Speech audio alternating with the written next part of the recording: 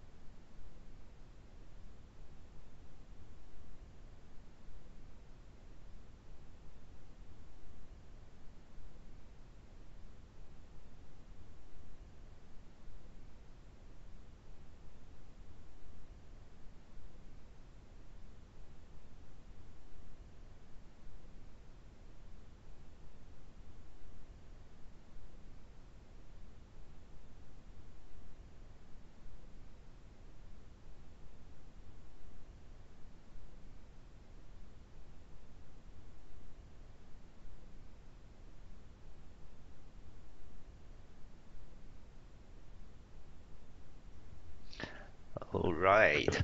Hello, everybody.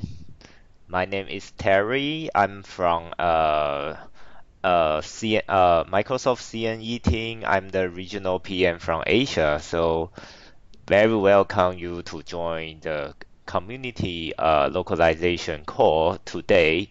So before I start the call, I would like to have a special thanks to those who attend the call today because I know many of you is very late for your time zone, and also it's actually the holiday season in East Asia.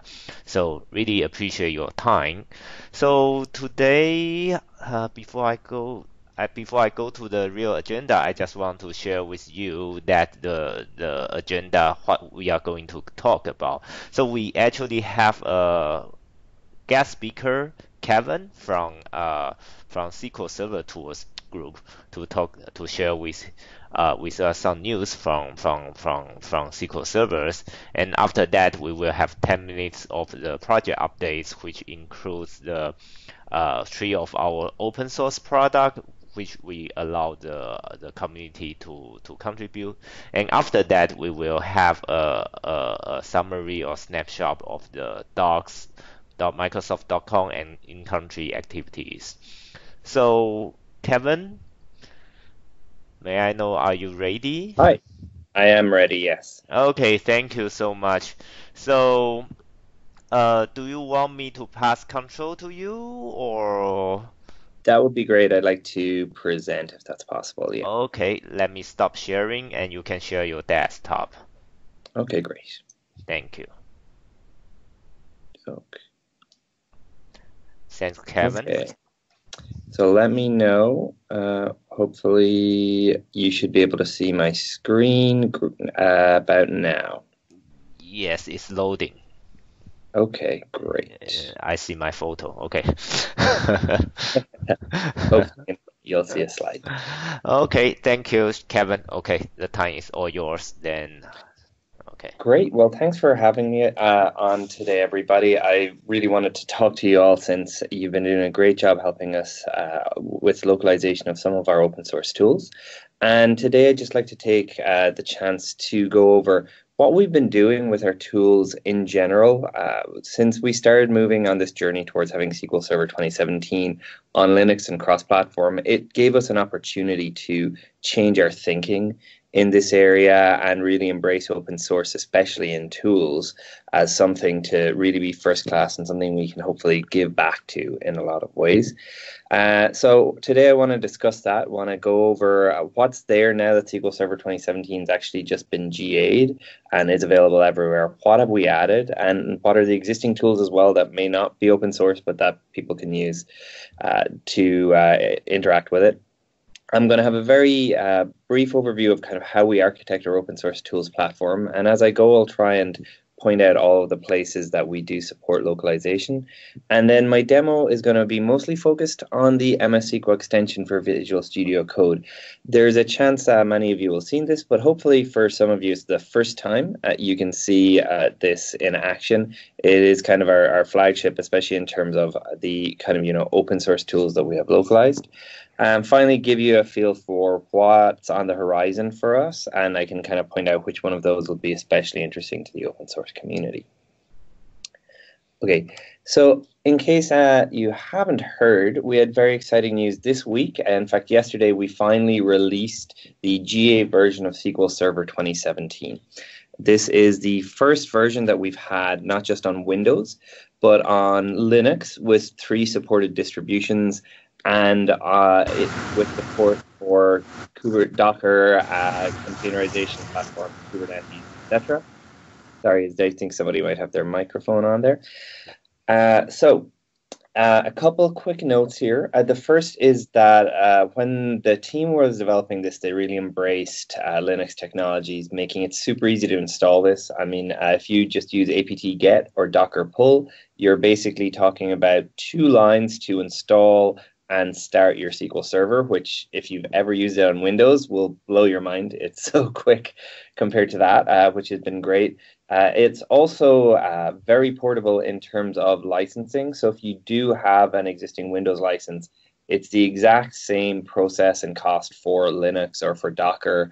There's the same editions, which is that developer edition is 100% free for dev and test. So unless you're putting something into production, you are good to go with just using, for example, the default Docker startup uses developer edition, which means that it will just not be something that you have to worry about licensing, etc. And that's all ready to go. So very easy to adopt, something that should make it very easy if you do have a more open source set of components already and you're building on things, but you want a kind of enterprise level database. SQL Server is a lot more friendly, and of course, once you go and start using it in production, you can either use it Express Edition if you do want to have resource constrained but a free version, or there's standard enterprise and the enterprise SA editions for people who want to actually have all of the features that enterprise level support has.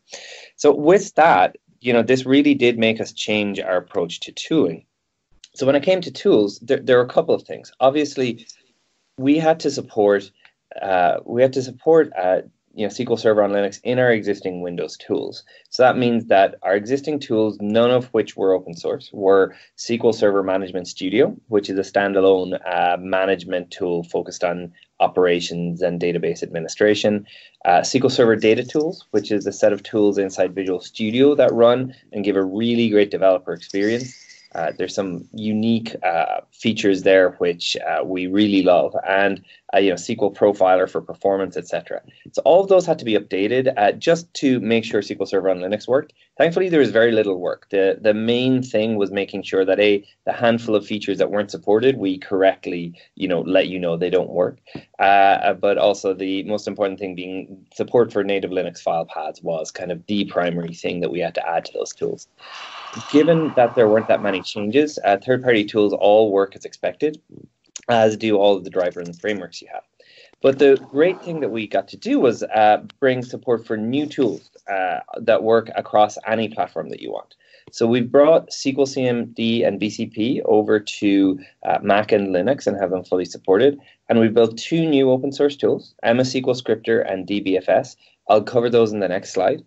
And we also have the MS SQL extension for VS Code, which again, with all of our new tools, we've tried to make them open source wherever possible and have them fully supported out in the community with us fully supporting them, but accepting contributions. And so I'll go over a little bit of that later. One of the key things here, though, has been the real success we've had with community localization. We were just blown away by the fact that people are so passionate about this and so willing to help make sure that you got a great experience for these open source tools in your native language, and that's been fantastic to see. So digging in a little, we mentioned that we have a whole bunch of multi-OS command line tools now. So if you are a SQL person in general, you'll know that some of your key things are you need to be able to connect to a database, run queries, and get the results out. We've always had this workhorse of SQL CMD and BCP for that. Again, if you use open source databases such as PostgreSQL or MySQL, SQL CMD is very similar to their command line tools like pSQL and MySQL. It connects, runs, views results. With BCP, you're going to be able to actually do stuff that's similar to pgdump. It's bulk data import and export, so you can connect to anywhere. You can do bulk load and export of data from, CSV files, etc. Basically any file as long as you've got a format file that describes how to pull in the data. So it's very efficient. So those in the past were either Windows only or had quite poorly supported Linux versions. We now have GA versions of those on both Linux and Mac. Unfortunately, they are not open source. They do depend on the ODBC driver, which is not open source. However, one of our newer tools has been the MS SQL Scripter tool. So this is a Python package. It's up on PyPy, and it is up on GitHub with all of the source. So it does a great job of being able to connect and extract your schema and your data as well. So it integrates really well with the native Unix tools, with grep, piping, etc. And it's been really great. And again, we think about a lot of these and hey, how do we make our command line experience as good as the existing open source databases that have been there, are native to Unix environments and know how to work? But we've also, taken really the functionality for this came from SQL Server Management Studio. We had a lot of code that was in there that was heavily tied to UI, wasn't reusable, etc. And we pushed that down into a common layer that is open source, runs cross-platform, etc., so that it's very easy. When it came to MS SQL Scripter, the actual Python implementation is a small shim, and most of it is in this common SQL tool service layer that I'll go through the architecture diagram for in a bit. DBFS is another one which is really interesting because this is the first thing that we've developed that is being developed fully in the open, as in we started and we pushed out, really an early version of this onto GitHub to get feedback, and it isn't based on any existing IP that we had that we were taking. So MS SQL Scripter and a lot of the other stuff I'll show today, we were able to build on existing tools and just bring that code open source. With DBFS, it's actually fully new. So it currently runs only on Linux because it implements the Fuse, a virtual file system, to allow you access to metadata views over your SQL Server data. This is kind of really interesting in that you can actually query the DMVs, view them as folders and files in a file system, which lets you do grep on them, which lets you build them into existing processes. And since it was developed in the open, we're hoping for feedback. We got some really great feedback on it, on what were the limitations of that. The principal one we saw was you couldn't combine and do kind of a pre-baked SQL query that would make it much easier to get data in a form that could then be transformed, grepped, etc.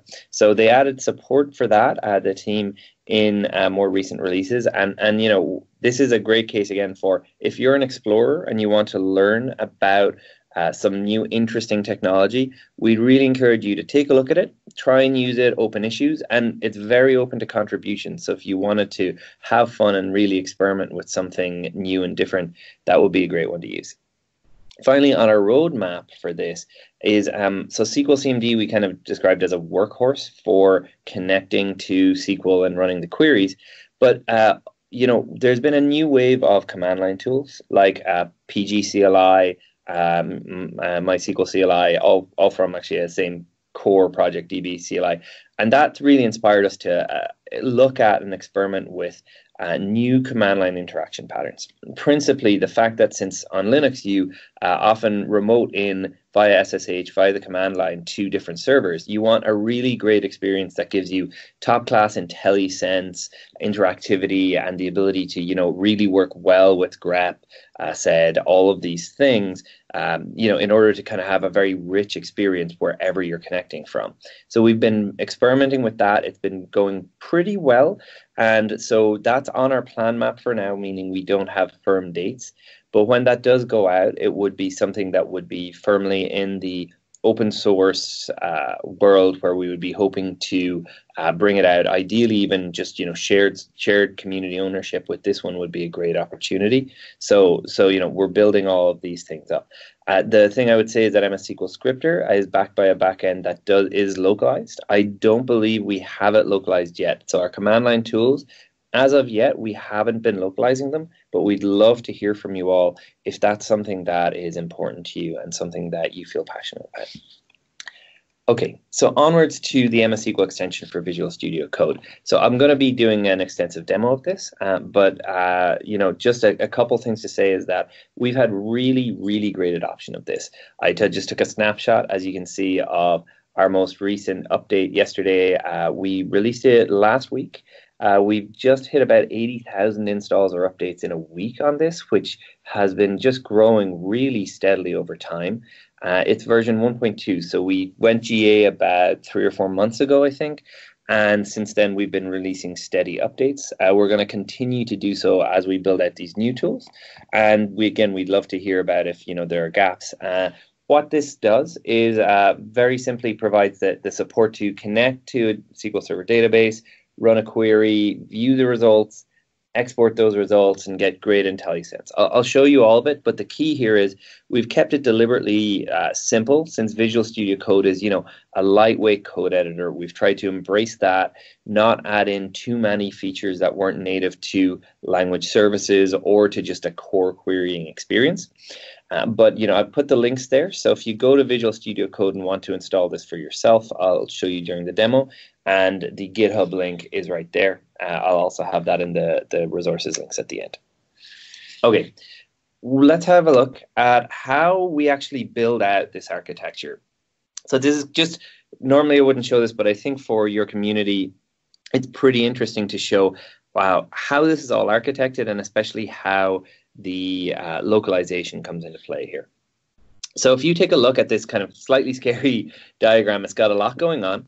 But the things to note are, we run on any operating system here. But if you look to the left, you'll see the Visual Studio Code shell, which it's an Electron-based app. So Electron is Node.js local server running, JavaScript or TypeScript on your local computer. So it's really great for building kind of, operating system agnostic tools. In particular for us, we found that useful because Linux, has a bunch of widgeting toolkits built in, but unless you went for Java up to now, which has its own issues in terms of UI, there weren't many options that didn't involve, really heavily, custom code there. So we found that, web technologies are really great for this, and Visual Studio Code has a very clean, simple implementation. So we plug into that as an extension, and we have a full presentation layer built in TypeScript and Angular with a core that plugs into the Visual Studio Code and sets up a language service client. So the key part is that all of our smarts is contained on the back end and is just in its own executable that we communicate with over JSON. So this SQL Tools language service, which I'm not sure if you'll see my mouse, but I'm kind of hovering over, that's where all of our smarts are that we're pulling out of SQL Server Management Studio, SQL Server Data Tools, and other tools. So we essentially just kind of borrow from our own stuff, refactor it, and we make it open source. So the SQL Tools language server here is fully open source, as is the language client and MS SQL extension. We do depend on a bunch of existing libraries that we brought cross-platform. So this whole service is built on .NET Core, which has been great for leveraging the existing code without changing it too much. But SMO currently is not open source. We are looking into long-term open sourcing as many of these foundational technologies as possible. We've had strong feedback from the community in general. They'd love to have that, just so that they can point out. A good example is we generate our own T-SQL for queries. Often it's not that optimal. They'd love to help us make that more optimal and help fix things that can cause poor performance for them. So that's something that long-term we're going to look into. But this design allows us to reuse almost all of our code while going, cross-platform, supporting connecting to SQL Server, running anywhere from any operating system. In terms of localization, SMO and its binaries are currently localized, as usual by the internal team. They because they ship in SSMS, they've been localized for a long time. However, the SQL Tools language service server, this is localized by the community. We've been lucky to get that to 100% localization. People have done great work on that, and as is the MS SQL extension over here. The other thing I would point out on this, so this same application setup, we're showing here VS Code running and talking to this service. Well, as I mentioned, this actually has multiple front ends. So VS Code is one, but that MS SQL scripter command line tool is another one that just fully replaces this with a Python front end that works over a command line interface. So the power of localizing this is that you actually end up localizing something that's shipped in many, many, many tools, and that can be used by anyone in the community, which has been really great to see. So I'd like again to thank you. We were just blown away. We hit 100% localization on that. With the MS SQL extension, we hit 100% localization, but we had not covered all of the areas. We had a little trouble figuring out until last month or so, really, how to get some of the package definition stuff done and the front end. So in our last release, we put in code to make it 100% localizable. And in our next release, that means that we should have 100% of the strings coming out being localized and working. So if you try it right now, you'll see that a number of the strings that do show up are in English. However, with the next release, that should be fixed. All right, so that's the architecture behind this. I hope you found that a little bit interesting. But the most important or fun part of this should be, take a looking at our demo for this. So let's go and do that. And here we go. So let's get out of here. And I see, do we have some comments there? Oh, good. Okay, you just said you see it. Perfect. Okay, so if you haven't used VS Code before, it is a really great command line tool. A really great code editing tool. You can very easily get to it. Just type in Visual Studio Code into your browser and you will find a download for it. It basically takes 2 seconds to download and install. And what I've done here is the first thing is, if you want to install our extension, you go to the Extensions tab, which is the bottom one here with a square, and you type in MS SQL, and you will see our extension is here. And very easy to install. You just click the install button. Obviously I already have it, so it says uninstall for me. All right, once you get that, if you go and open up a folder and you have some SQL files in it, such as these ones here, you're going to see that we are told that it's a SQL extension or a SQL file type.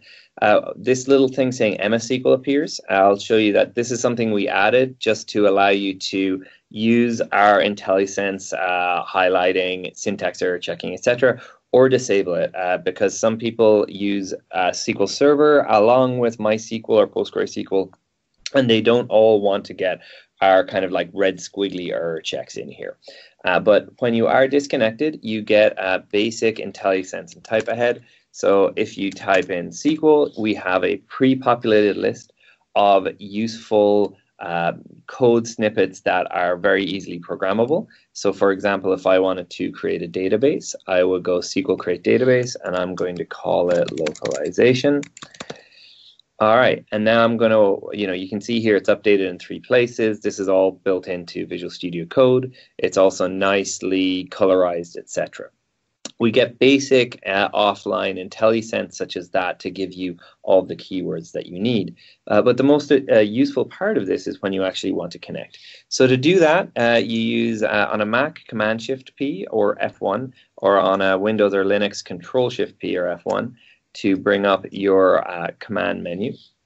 And you'll see here I have a number of MS SQL commands. The primary ones being that we care about here are connect.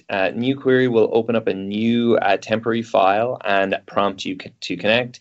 You can manage those connection profiles, and you can execute queries, etc. here. So if I go to connect, I already have a number of these, but I'll just create a new one for myself. So these are all my existing connection profiles. I'm going to create a new one. I'm going to connect to localhost. I don't care about the database name, but I'll just put it in to be explicit, is master. So you can choose to use SQL authentication or go with integrated or Windows authentication. So for that, if you do have existing servers running on Windows or SQL Server on Linux set up with integrated authentication support, you can use KInit to domain join your machine. And once you've done that, you will be able to log in automatically using this. So we added that in recent versions. It's great if you're looking for security. If you do use a SQL login, you're going to need to put in a username and password. And now this is going to prompt you to save it. Quick note that we do save it securely on Windows and Mac in the keychain on Mac, Credential Vault on Windows.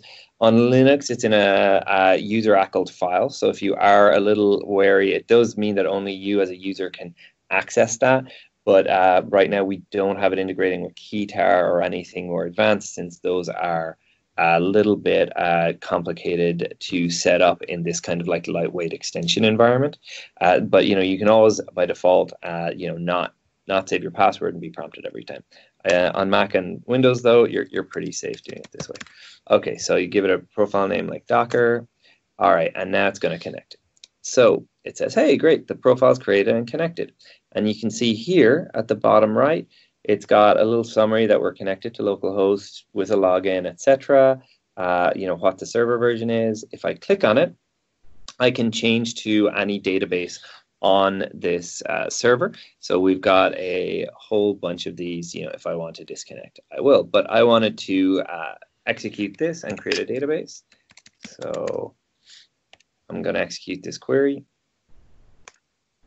Okay, and hopefully, so this is going to pop up a results window, and it says, hey, great, you started executing, it all ran correctly, it's completed, total execution time. So it all worked correctly. So now if I go to a new one and go to my next example, here we go, and I will just go over and bring this here. Okay, so now if I want to do something else, like create a schema and a table and start doing real work with it, I should be able to do so. So I'm going to just go here and just do execute query.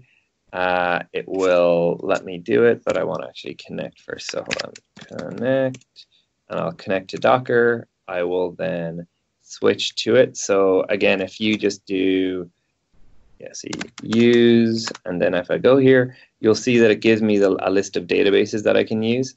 I don't think this has refreshed, or else I didn't create that localization one. So let's see, go, is that going to work?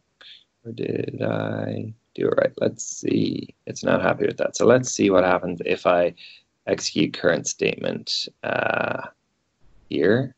Execute query. Yeah. So it did support it. You can see there with localization, sometimes you have to refresh the IntelliSense or it won't pick up new databases. But you can see here what I did was I created the schema, created a table in here, inserted a bunch of data, and did a select from testschema.employees. So again, just to show that that really did work, if I just go to a new query window and it will prompt me to connect, I will switch over to localization. And I'll show you just if you want IntelliSense, I can just do, and you can see here, we're prompted for example, a test schema. You helpfully select that, .employees. And so you get all of that nice IntelliSense to work with. Now, if you're writing more complicated stuff, for example, if I wanted to figure out which columns to go for here, that can be a little complicated. So how about if I just peek definition on this? So this is a feature that isn't in any of our existing tools, but we've added it into our open source tools. It has the ability to very easily just explore while editing in line. You can see all of your table information. So if I'll just go slowly here because I'm sure it takes a while to load up on the Skype call, but it's pulled out our data from the database. It's actually pulled this out. So it's not from the local thing, pulled from the database into a temp file. And if I just double click on this, you'll see it opens and I can very easily then see, hey, okay, I've got ID, name, location. So in this, I'm then going to change that to be ID and name. And that's very useful if you're writing kind of more complicated query code. You'll be able to kind of understand, hey, okay, here are all of my objects through this. Again, one of the things we've added in our next release will be even more types. So whichever thing you're really querying, it should all work through that peak definition. Right now, it's tables, views, stored procedures, and I think functions in the currently released version. Okay, so you can see there, it's really nice and easy to use IntelliSense, use the ability to peak definition, go to definition to write your code very efficiently. The other thing to note is, this results window here, I mean, we do have the ability here to do a whole bunch of these. So select star from sys.tables here. So let's just do a couple queries and see what happens. Okay, let's get rid of that. Okay, so you'll see here we've got multiple results windows. We also have the ability here to export these to CSV, to JSON, and to Excel. So I like to do JSON. It's really helpful if you're, a developer who uses kind of RESTful languages or anything with JSON data interchange. So if I just save as JSON, I'm going to go my.json file, and it's going to output it here. And you can see that it's taken this ID, Jared, Nikita, Tom, and put it out to JSON right here. One thing, again, to note is, since this is community supported or available for contributions, Save as Excel was something that a community member really wanted. And so they put that in, and we've actually loved having it. So I can just do the same thing and just go my XLSX. And if I do that, you should see with any luck, yeah, okay, so Excel is hopping up and down saying that it's loading. And if we give it a second, it will hopefully, hey, there we go. So we've got the same data in here. And note that it does all the correct things. If you've got, multi-line output and things like that, it will correctly kind of make it fit into one cell. So this is kind of a very, very nice way to get your data in and out of SQL Server just for ad hoc queries. So if you want it to go to Excel, there's occasionally cases where if you do comma separated values, it wouldn't work correctly because Excel can be a bit picky about certain delimiters and stuff. So it's great to have had somebody do that and implement the support for that built in. So all of that's great. So really, when you look at this overall, there's a couple of other things you can do. Again, if we do MS SQL, you can refresh IntelliSense. You can execute current statement. So it's very easy to just execute this statement or not. All of these things that don't have little command shortcut keys on the side, you can actually add in shortcut keys using Visual Studio Code. And if you ever want to remove or edit your connection profiles, you can do so in here. I'll just get rid of that recent one that I added. Okay, so that's the summary of that. Very simple tool, very lightweight, but people have really loved it just because of the fact that it works. It works where they work. So people have adopted VS Code in a huge ways, and so it gives them most of the functionality they need to interact with SQL Server. All right, going back to the presentation, just have one last slide really, and I'll point to some resources. So that's, our current state of our open source tools, the MS SQL extension there. Please try it out. Please do enable localization. You can look at that. I think there's an option in VS Code itself to enable localization. You will then need to restart the tool, and you will get to see this current state of it being localized. As I mentioned, there are a number of things such as those top-level commands that weren't localizable up to now. We've made them all localizable, and so we're hoping that the community will continue the amazing showing that you've been doing in terms of getting those things localized so that the next release will have all of that supported. And that next release, usually at the moment, we've been going about 6 to 8 weeks between releases.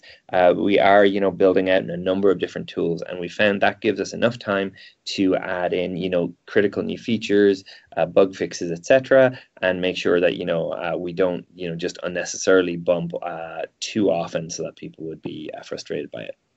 Okay, coming up in the future, we mentioned there's a set of CLI tools. I'll actually just show you for 1 second. I do want to point out Eric Kang, who is the PM on our team. he has this Eric Kang MSFT and GitHub SQL DevOps, and this is a great example of how to use a number of our command line tools. So if you follow the demos here, he'll actually show you exactly how to set up SQL Server with Docker, with a pre-built, SQL database image, and use, if you look into it, you'll see how to use SQL CMD, MS SQL Scripter, and a number of the other command line tools all together to build up really powerful experiences such as automated unit tests. He demoed this at Ignite. It went very well. He's been, I think, at several of the conferences he's been at. This has been one of the top talks that has been there. So please take a look at that, and that will give you a great example of all of those tools. So that one is there, and then in terms of new CLI stuff, the MS SQL CLI is planned. If you're a user of our existing non-open source tools, the SSDT and DACFX, this is the tools in Visual Studio. We'd like to take the core of DACFX and bring it over to .NET Core, just like we've done with our existing stuff. So that's planned. And long term, again, we would love to get SMO and DACFX and our other libraries open source fully, but we don't have that committed, so that's why it's not on here as planned. Finally, if you are more of an ops or admin person, we are working on more admin friendly ops tool that has more involved functionality than Visual Studio Code is designed for. Again, that's on planned roadmap. We don't have any timelines for that. But when it comes to that, you can imagine things like the SQL Tool Service providing a great backend and powering all of these experiences, and making sure that we're trying to continue embracing open source as much as possible in these areas. Okay, so I can send these out if that's useful to you. I'll email them to the meeting afterwards. There is a number of resources here that you can follow up on to get all of the information that you need here to try things out for yourself. And with that, I think that I'm done. Any questions, let me know. And if not, I will hand it back over to you. So really thanks for your great presentation, the demo, the roadmap, the architect. So anybody have any question with Kevin, our guest speaker? So Kevin, this is Andy. Quick question just for the community. Is there a good way, or is there a way where the community can send you feedback? Is it better to do it through GitHub, or is there any other mechanism? GitHub is the main mechanism that we use. So we go and tag all of the customer reported issues on our GitHub page. We try to be quite responsive there on all of them. So really, it's the GitHub page, and we do prefer the via github.com/Microsoft/ VS Code -MS SQL. So that's, if you just install MS SQL, you'll see the link to that GitHub page. That's where we'd encourage. If you want more interactive support, we have a Gitter account for MS SQL as well. So I think it's literally called MS SQL on there. So again, all of those are linked to from the product page on the VS Code Marketplace. And we'd love, we've got some really great contributors who give us feedback, and look forward to having more. Great, thanks. Thanks. So if there is no more question, I will hand over to Daniel for the next section. And thank you so much, Kevin, for joining our call in the morning. Thanks. Yeah, no, it's a pleasure. Thanks very much. So, Daniel, are you ready for the project? Yes. Okay. Can you hear me? Yes, I can hear you. Can you see my screen? Okay. Yes. Okay, great. Okay. Very quick. Again, thank you everyone for your great contribution to VS Code projects and on the open source project. So we have a very steady monthly release rhythm drove by our Visual Studio Code team. So we released version 1.16 on early September. So we're about to release September release, maybe in coming 2 days. So down below, you can see our project metadata. Now we have like 4,000 strings, 30,000 source word. We now have 400 community members. We got 30 of to 50 active community members every month. This month we got 128 new streams. We got good coverage for like 4 or 5 language. Recently, per community request, we have enabled 3 new language: Bengali, Thai, and Vietnamese. Now they have some contribution already. I think that's all from my side. Any questions? Daniel, Okay, thank you. It's Bruno. Daniel, it's Bruno Hi, here. Bruno. I have 2 questions for you. Do you have any schedule for adding the languages to Visual Studio Code, the default version and not the insider's version? There is a work item in the GitHub Visual Studio Code project. Track this, so I can send after the meeting. So basically, the idea is to add a new language as extension. Then basically, user can execute a command or click a menu, then can install those additional language. And is there any time frame for that? This I have to check with the dev in charge of it. So I think last time I asked him, he said he's working on this, but didn't provide ETA. And I'd like to know if there is any way to correct strings, any easy way to correct strings in the translation. For example, I have a translation. I saw that the translation is not quite correct. It could be improved. Is there any way to change this language and to change the wording and submit a new translation?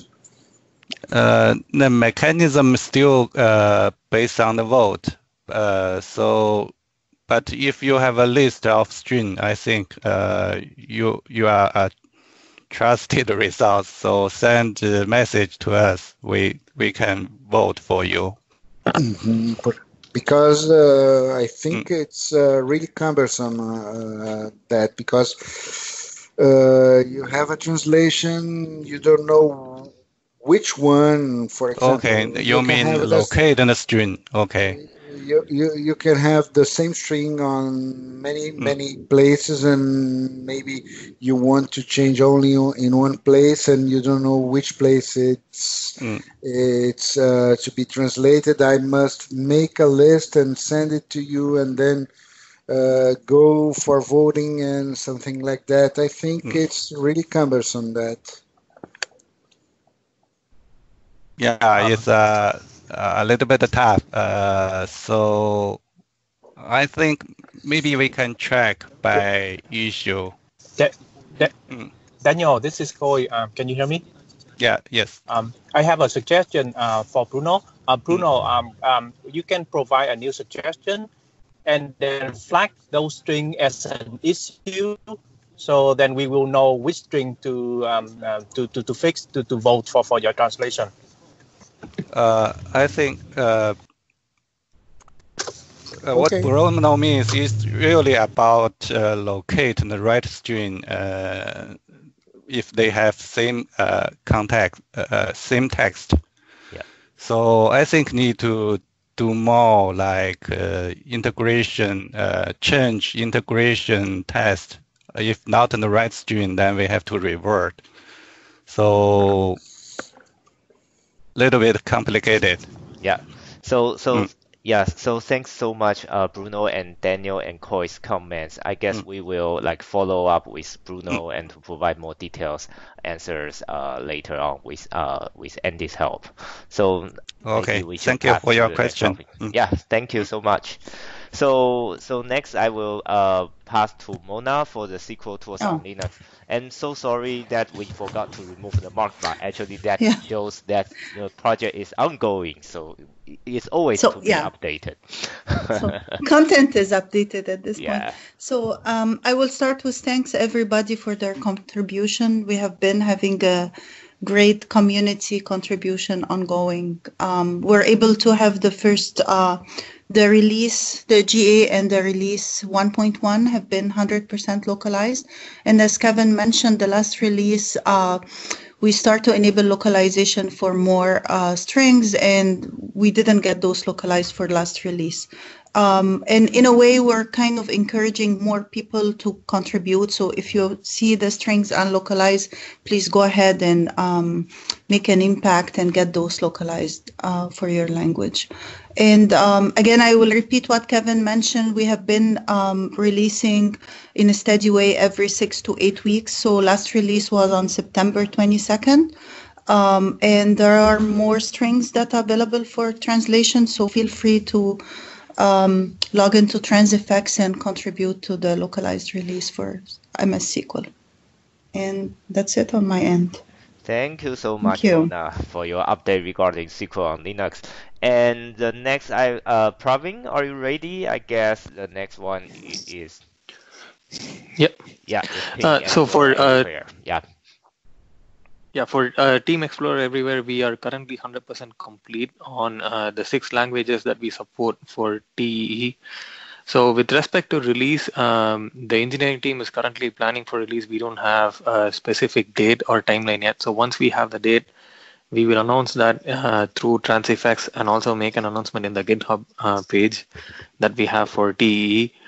So thanks to all our contributors. So I've mentioned all the contributions that came from various contributors from our community for this wave of localizations. So thanks to everybody for your contributions. That's all from TEE. Okay, thank you so much, Praveen. So, okay, great. Because we are running a bit of time. So, Sarah and Andy, are you ready for the docs, which is another interesting topic tonight? Yeah, I can take it from here. So we'll switch gears and switch over to docs for a little bit. So by now, hopefully you all have seen our site, docs.microsoft.com. So at this site, we really believe that the best and the most efficient way to maintain great documentation for everybody is to partner with our expert community. And having said so, what we did is we're building this doc site so that it can be accessed and edited by anyone at any given time. A couple of news on docs, things that we've released this week or in the last couple of weeks. We have 2 document sets out there in 10 of our international languages. We have ASP.NET Core and SQL for Linux. And in tandem with that, we've actually done 2 engineering releases on the site, which are pretty cool. One of them is what we call the bilingual view, which is a pop-up that can be enabled on the top of the page.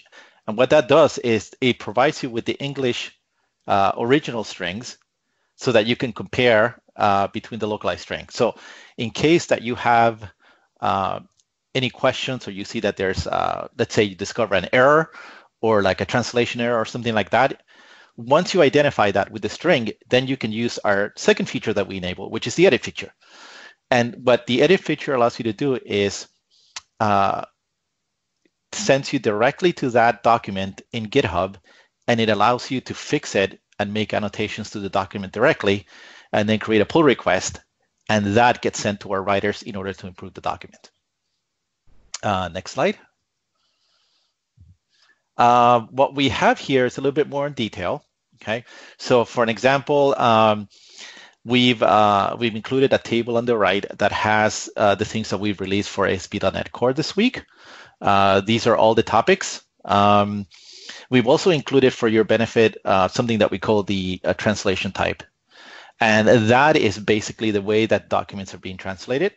So MT is machine language. Then we have human translation, which is done by actual people all the time, or translation memory. The cool thing here is that whenever you get involved into this documentation reviews, or you find an error, or you use the edit feature to fix something, what that does is that it allows us to capture those strings, the correct strings, or the fixes that goes into a translation memory, which is fed to the machine translation. So this whole cycle of things, of community interaction and improvement of documents, allows us to produce even better documentation as time goes by. I've included below the 2 access points for the 2 releases. Just notice one thing, that the yellow strings, what's embedded in yellow there is the locale. This is something that you can change for your language by simply going to the bottom of the page and using the language picker for your language, and then you'll have access to those documents in your language. The other thing I want to talk to real quickly is it's a series of projects that we're going to embark in the next week or so, and what we're calling these are community hackathons. Basically, what a hackathon is we're going to sit down together as a community. We'll look at a very specific set of documents, and the goal here is to go through documentation, look for things that can be improved. These would most likely be documents that are being machine translated. It gives us the most opportunity to improve those. You could look for translation error, content errors, and other sorts of improvements. What we do then is, because these are time-based projects, we're including gamification and leaderboards so that you can see which communities are doing better or which is competing with the other. We like to have the top users as well, the top contributors. So we're going to have an array of different types of achievements and recognitions as well. Next one. For the community updates, really quick, we're doing a heavy investment in social now. If you're following us on Twitter or Facebook, you're going to see that there's a lot more activity now from our team. Follow us on Twitter or Facebook or any of those social media outlets that you see in the bottom. We are including any status updates. We usually include messages on where we need help for a specific release. We're also going to be talking about different opportunities and projects where you can join in and help us. Of course, all this information is always available in our wiki. So visit our wiki, especially when we have information about our community calls. We're able to include a lot of details there. And lastly, what I want to mention is we have a very small survey at the end. It's a handful of questions. And basically, this is for you to give us feedback on how to make this call better. We want to make sure that we have interesting topics, that we're talking about the right things, that we're getting the feedback from you guys, and getting anything that we can do to make your contributions a lot easier for our projects. And that's it for me, Terry. Okay, great. Thanks, Andy. So everybody, if you have time, please feel free to fill in the survey. That will help us to improve for the next course. So before I end up with this course, do you have any feedback or questions regarding Microsoft documentations or the previous topic regarding open source products? Is the time for you now? So anyone have any questions?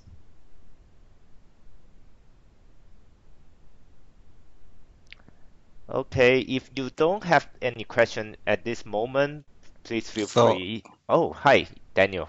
So just want to answer Bruno's question very quick. I paste one link of the issue tracking the language pack work. So I will double check with the dev for the ETA.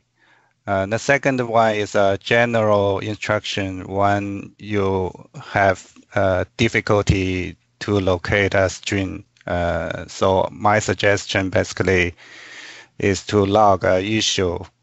Then we can follow up there. So basically my idea is still like we can change for the same text strings, we can change, then we integrate, then we do some testing, then we can locate the problematic string. This is from my side. Thank you. So file in an issue in GitHub, right? Yeah, so I think we can open issue in GitHub VS Code project. Okay. Mark it like I-18N. So basically internationalization issue. Then we follow up there. Okay, L18N. Okay. So, and I also see Alberto has mentioned about the survey link doesn't work, and I saw Andy already provide. I think this is a Microsoft Forms link, so please feel free to try again. If you still have any issue, just let us know or contact your regional PM, then we will help to support you. So, yeah, it's linked to Microsoft Forms, then you can fill in.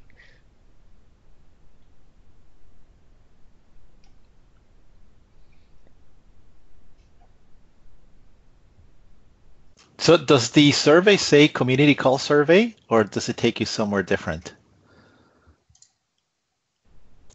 It's the community call survey, but it's not editable. The first link is the community call survey, but it's not editable. Oh, yeah, yeah, it's not edit. Yeah. Okay, I'll check on that one, and then I'll send you an email. Yeah. Yeah, guys, please come back and fill out the survey. Yeah, it's really thank you so much for your impromptu trying, and we will help you to fix the bug as soon as possible. So, any other questions before I end up this call? Someone's typing. Okay. I saw Jens.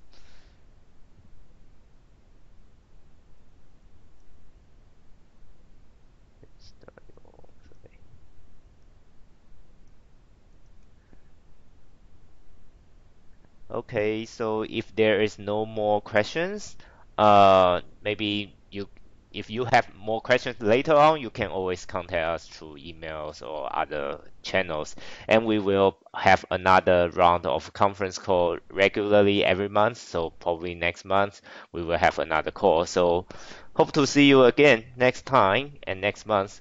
By the way, I saw another link in the.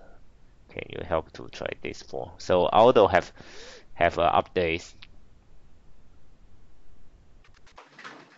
but it's not accepting process. Okay, Yeah. then I guess we just need to check because that seems to be the correct one, but yeah. let me see. Oops. But anyway, thank you so much, Aldo, for the try. Okay.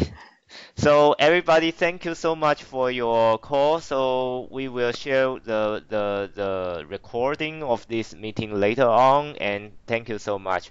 Wish you all have a nice day, and especially for people in Asia, wish you have a happy Mid-Autumn Festival. Bye bye. Thank you. Bye bye. Bye bye. Thank you. Bye-bye. Bye, everyone.